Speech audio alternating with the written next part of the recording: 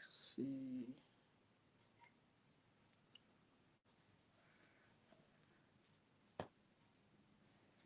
Okay.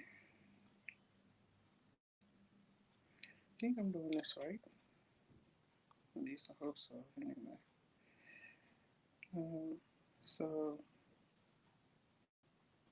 y'all bear with me for just a minute.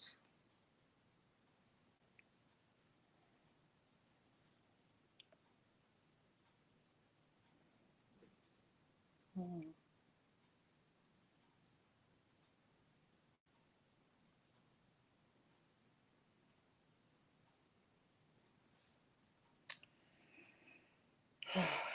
Okay, let's see what I'm doing now. So, if y'all can do me a favor and share the video with me, um,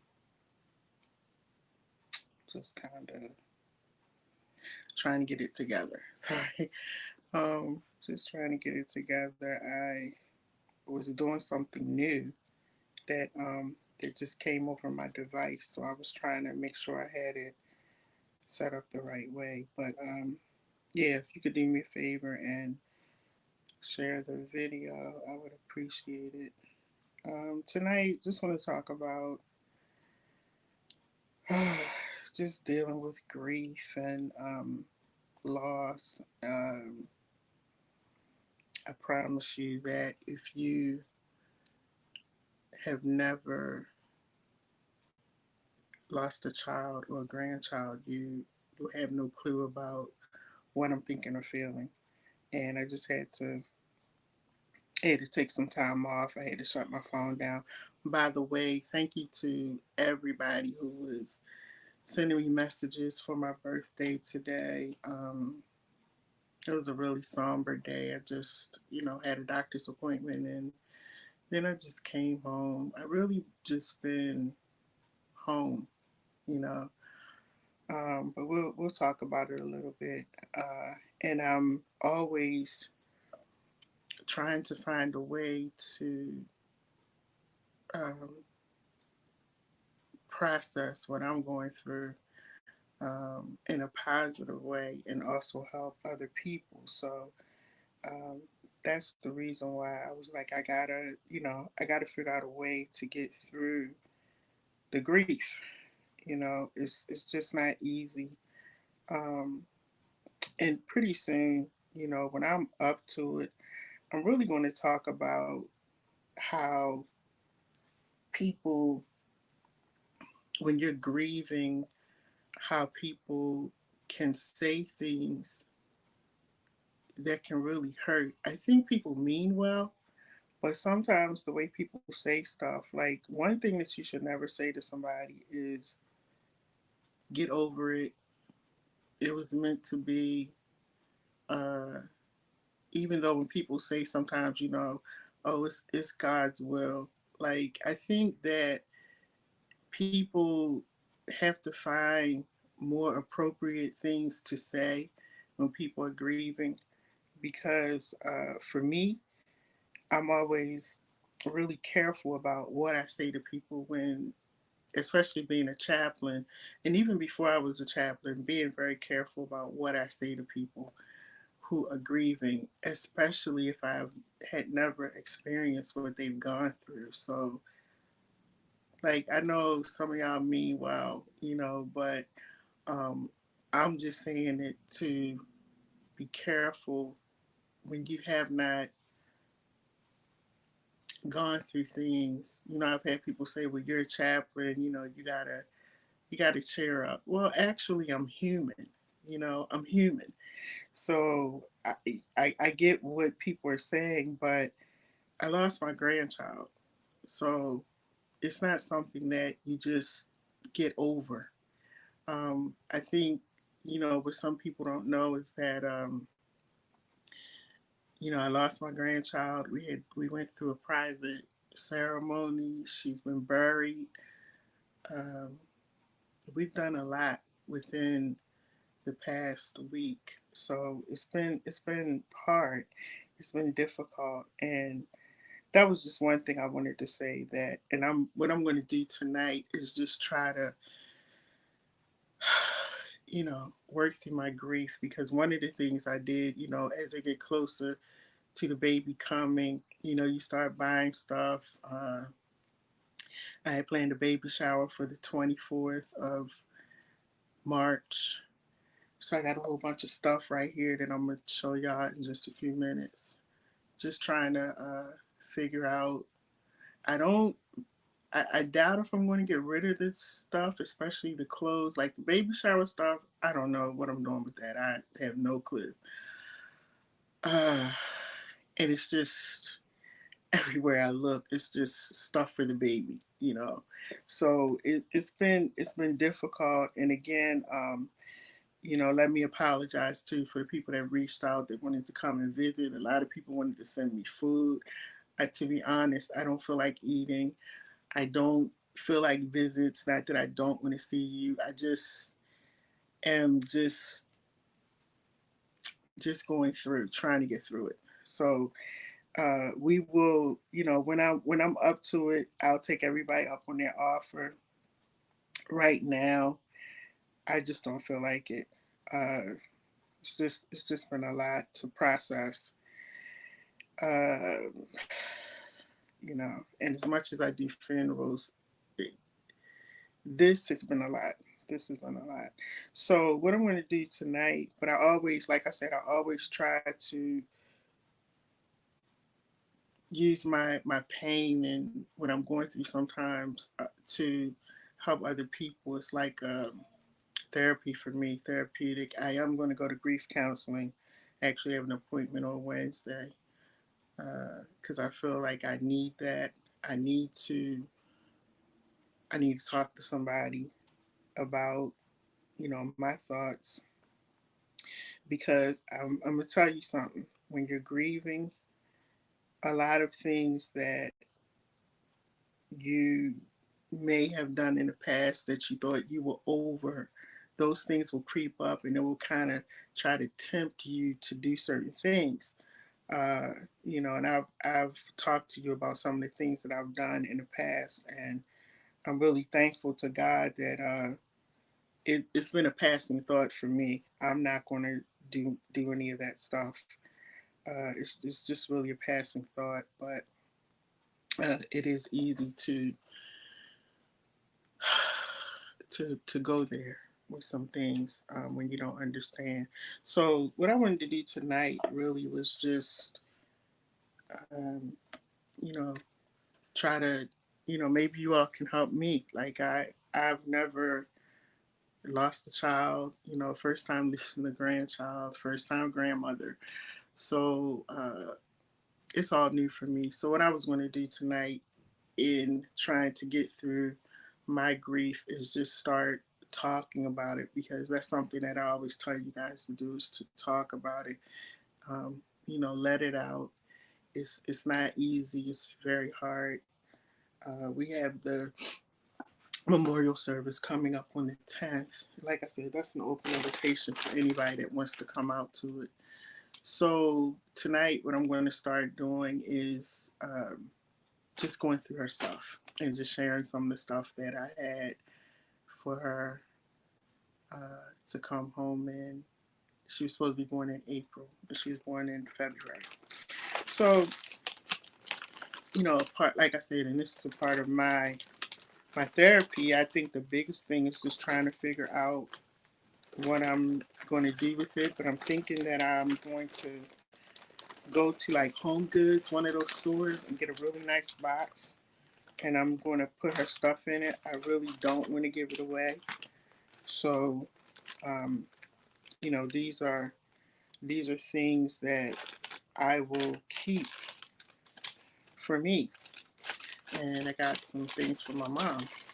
So she said, I've lost a child and a grandchild. Yeah, thanks, Mary. And I think that people don't really understand. I didn't understand what it felt like. And I've done funerals for children several times. This hit different. This hit really hard. So these are just her little hats. Actually, these were the hats they gave us at the hospital. So they have quite a few hats, and you know, um, pink is my favorite color. So I just had been like, going through her hats. These were the hats for her to come home in. And this was her little diaper that little diaper we had that she had on. She was in there. Um,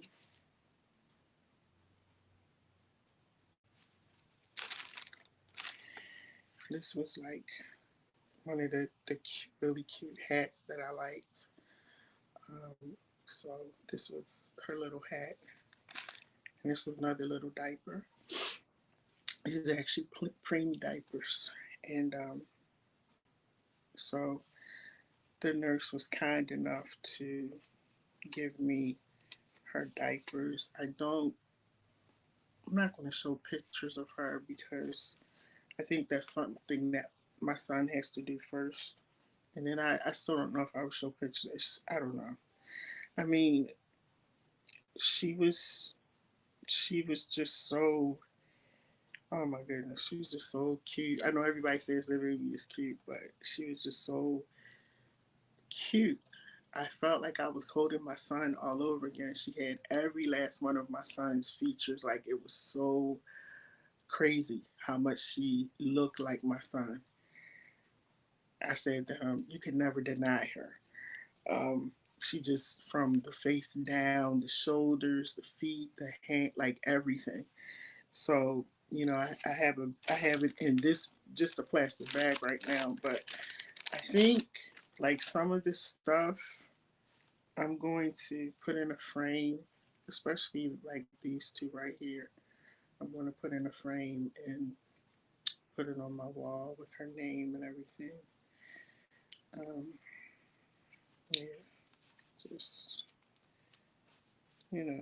it's just been hard to go through, but what I'm trying to do now is hopefully, I always hope that, whatever I go through, that I can help somebody else who may not, feel like talking, or you may not.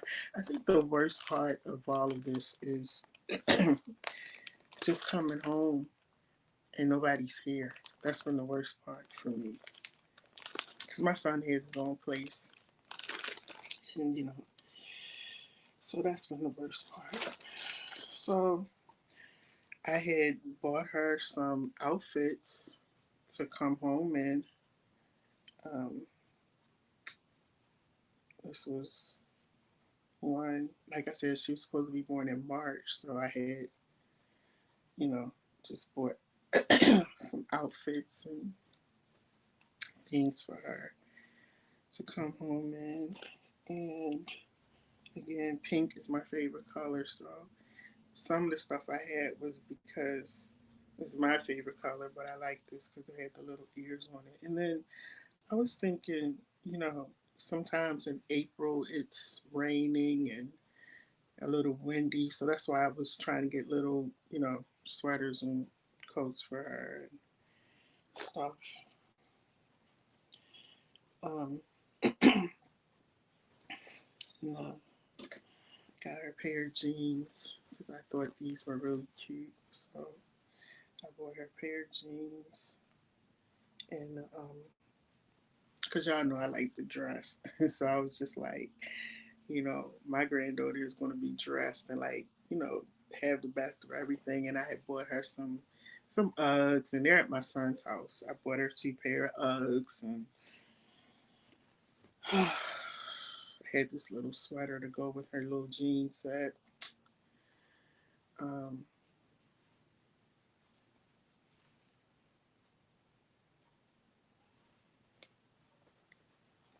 I don't think I'm going to get rid of it though. I just don't want to get rid of it.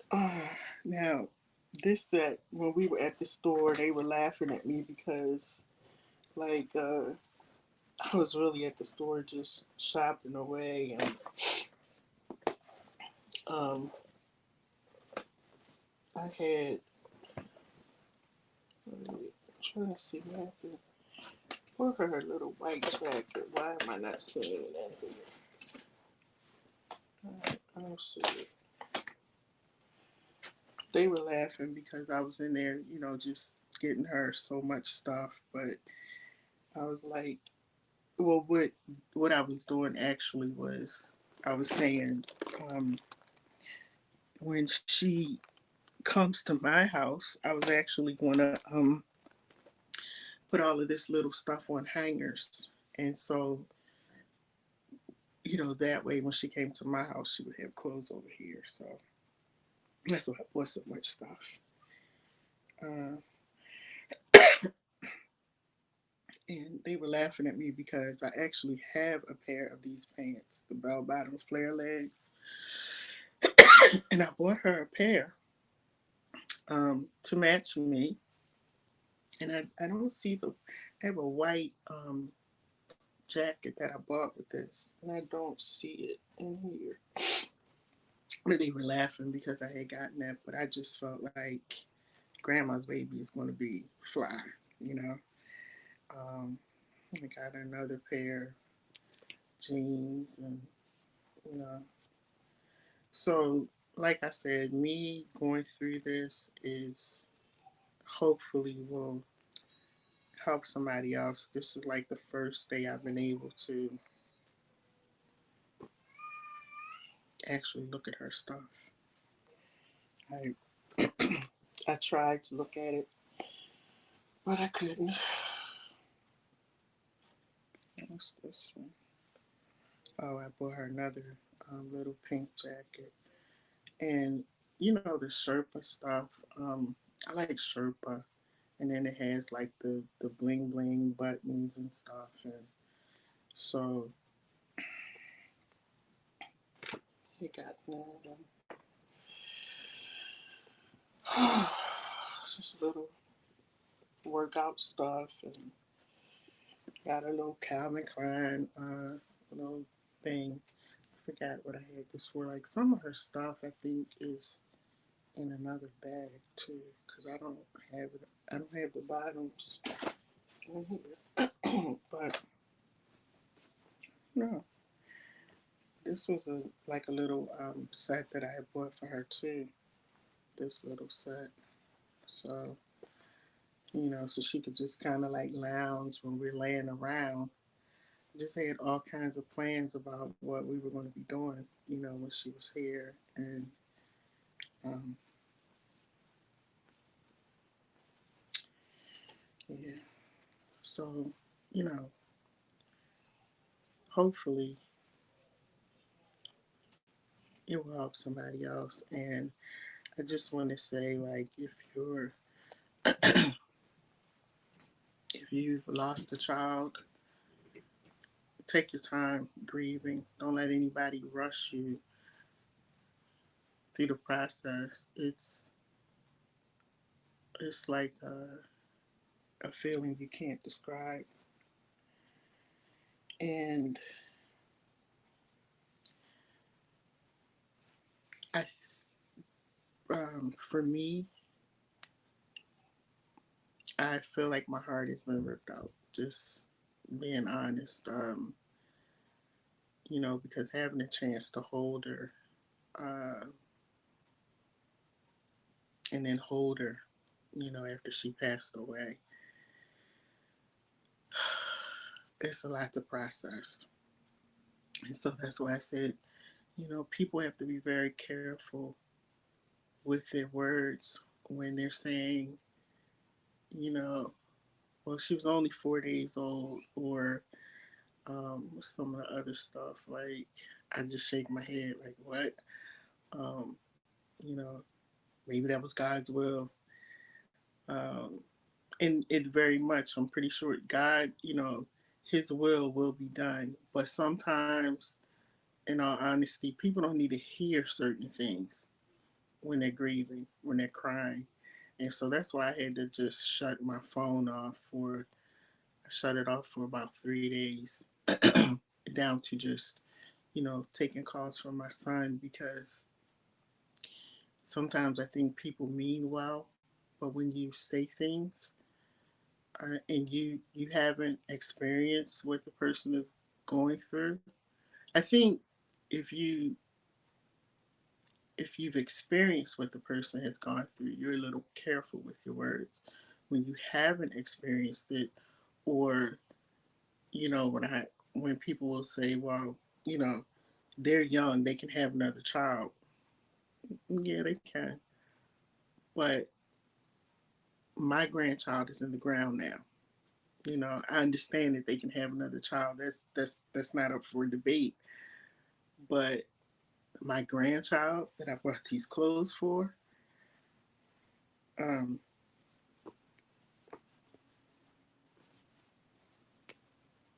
just it's hard. And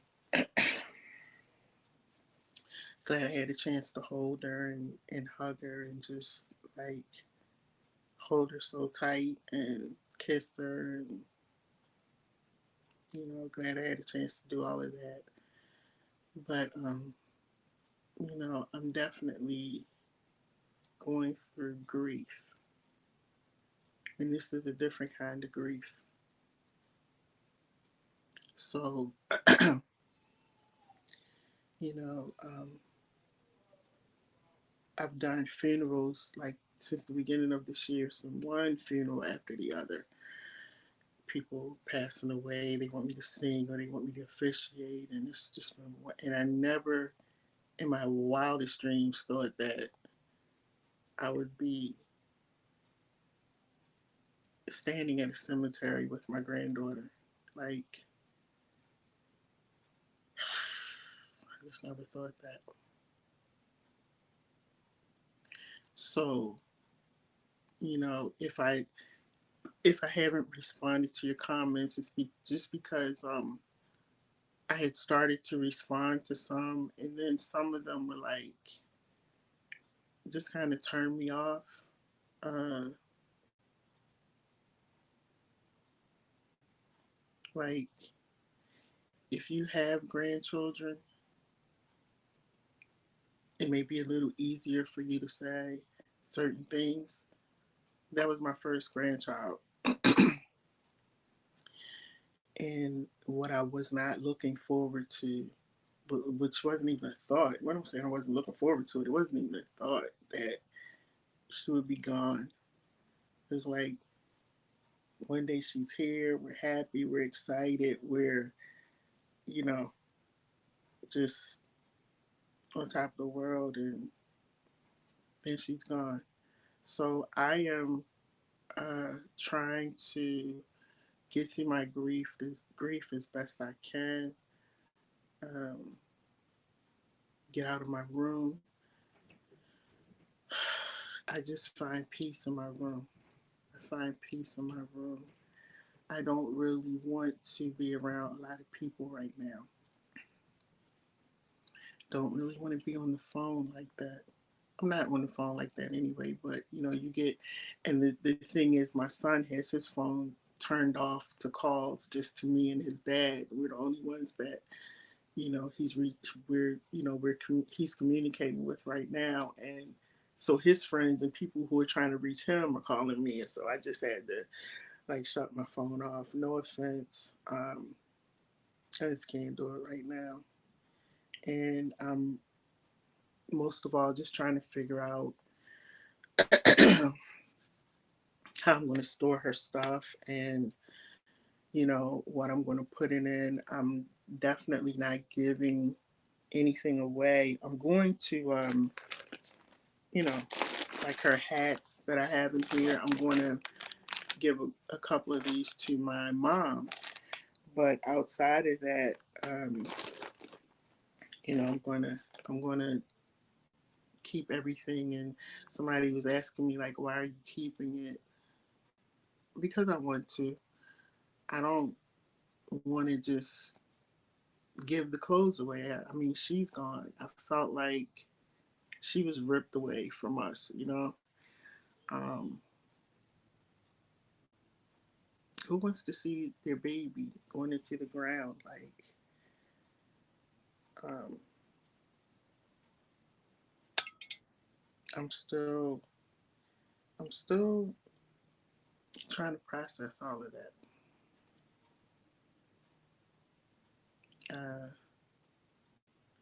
I went through, and a lot of times people are grieving and they don't really talk about it. The thing I've learned is to talk about it, and if you have to cry, you cry about it. I think this may be the first day that I haven't cried. But I remember right after we had a private service for her, and it rained the next day, and I was just in here like I was a mess. I was crying and crying and crying because I was just like, man, she's in the ground. She's getting wet. I had all these thoughts going through my mind because the day that we were there, I don't know why it was so. Maybe it was from the snow. I don't know why it was so muddy that day that we went there last week. I'm not really sure. There's a lot of mud at that cemetery, and so when it rained, I was laying in the bed, and all of a sudden, I'm just like, "Oh no, it's raining." So I got up, I looked out the window. I just felt like I was having like a panic attack, because your first sense and your first feeling is to, as a mom, a grandmom, is to protect always, like you're the protector. And I felt like we left her there. I know it sounds crazy, but it was just like we drove off and we just left her there. And that was, I don't know, it was the worst feeling because I'm like, I was just holding her. And now she's in the ground and we just left her there. It's too hard for me to talk about that. But I mean, I know I can't bring her home, but it's just the harsh reality of death. And uh, I think also as a mother, we want to always make sure that we are able to be there for our children, protect them, and give them what they need. And, I went through the feelings of guilt of not being able to maybe, I started thinking about maybe with some questions I was supposed to ask the doctor. Maybe I went through that. I went through my phone had, I was on my phone so much back and forth with the hospital with my son that my phone had died in the middle of the night. And this was the one night I came home.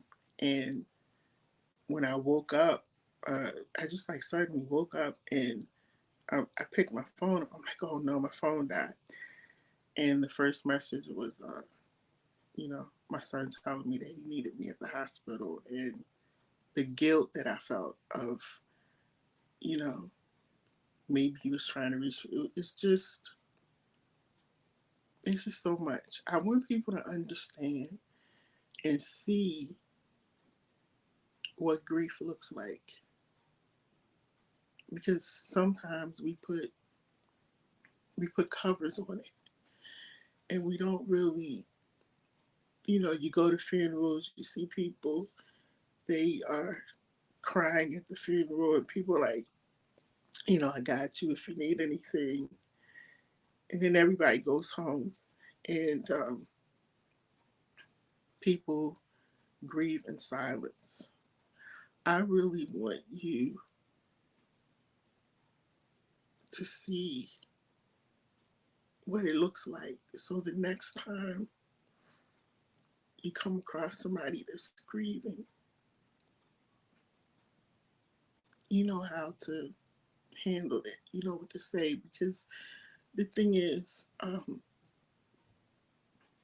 think sometimes, like I said, people don't know what to say and they mean well, and they inadvertently say things that hurt.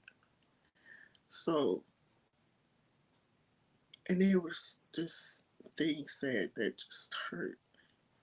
And I felt like it's not the time for me to respond back. Um, but I want to say to anybody that's going through grief, you know, don't hide your tears, don't hide your pain, don't be afraid to say, I can't talk today. Today is too much. Don't be afraid to pull back. Another thing people will ask a lot is what happened. Most of the time, when people are grieving, they don't want to talk about what happened. Maybe at another time, but I've had to tell people I don't really want to talk about what happened. It's not something I want to discuss. And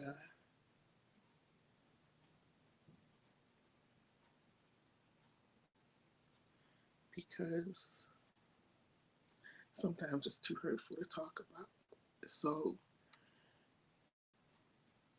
move at your pace, right? Move at your pace and give yourself permission to grieve as long as you need to. You know, I had a couple of people who got upset because they were calling and texting and I got to pick the phone up. And I had to just tell them like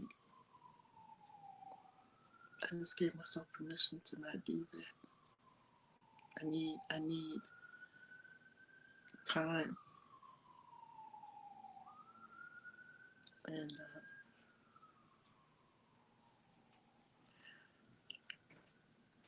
this is definitely hard. And I have gone through grief, you know, quite a few times. But this one is hard. Very hard. And I can now say I understand what it feels like because I do a lot of funerals with children and I didn't really know what it felt like. I was just there doing what they asked me to do. But, um,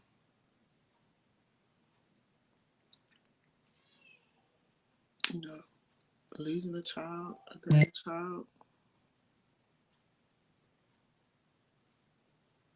I think this is the worst feeling. You know, this is the absolute worst that I have felt. And the only thing that keeps me going is that I know that God, through all of this, I know that God is still going to get victory. And, you know, however He can use my pain, um,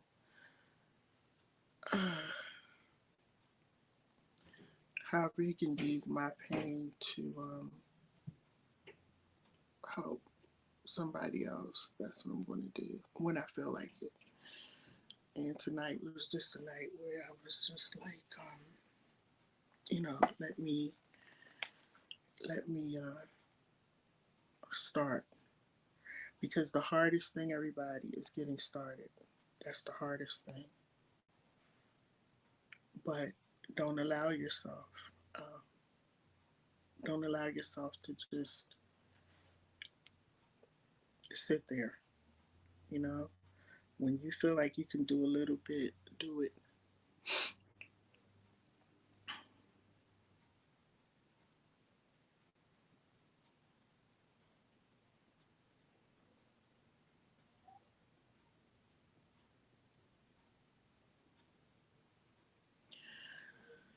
Oh boy.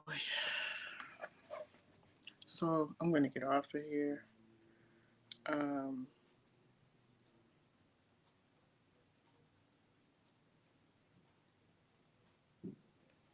going to move along, but I hope that people were blessed, and I surely hope that um, people will understand that grieving is a process, and like I said, um, it's not something that you want to do by yourself. It's a process. So